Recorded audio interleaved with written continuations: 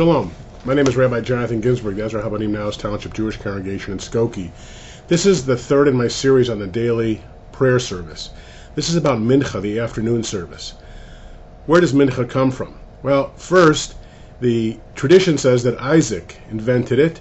It says he was walking and meditating in the garden before he met his betrothed Rebecca, and that is the basis of the afternoon prayer. The sages also say that it's based on the sacrifice of the Minha, the afternoon sacrifice that was offered by our ancestors in the Holy Temple until the temple was destroyed, the second one in 70 CE. The name comes from the Book of Kings, where it mentions the Minha a couple of times, and so we get the Minha in the Book of Kings, we get the Minha sacrifice in the temple, so we have this afternoon service. There's a great rabbi in the 15th century named the Baal HaTurim who talked about the very great significance of this very short service. He said, in the morning we're just getting up, we might have a little more time even though we're rushing to get on with the day. In the evening, in Ma'ariv, we've finished the day pretty much, and so we have a little more flexibility. In the heart of the day, though, we're anxious to get on with our business, and so we should absolutely take time to ponder and reflect and praise God in the heart of the day.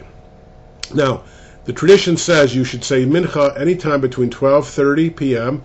and sunset, although it's best really between 3:30 and 4:45, but people find time whenever they can for that very brief service. Now, what is so short about it?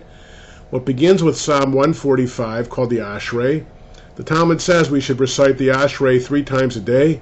We do it twice in the morning service and once now in Mincha. And then we have the half Kaddish, Yid Gadal v'Yid Kadash, and then the 19 petitions of the Amida.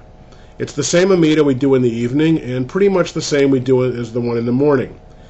The main difference between this service and the other two is there's no Shema, and none of the prayers before or after the Shema. That's because the Torah says that we recite the Shema when we lie down at night, and when we rise up, which is interpreted in the morning. And so there's no Shema, it's just the Amida, preceded by the Ashrei, followed by the Aleinu and the mourner's Kaddish. In some synagogues, some of the time, say a prayer called the Tachanun. So that's the Mincha service, really a key prayer. The only one who wears a prayer shawl is the person leading the service, the Shliach Tzibur, and he says it with no blessing. We only read Torah and Mincha on Shabbat and on fast days, and like Yom Kippur. Otherwise, we don't read the Torah at Mincha time. So that's basically the essence of the very short prayer service, Mincha. And it's beautiful to take time in the afternoon to praise God with the Mincha service.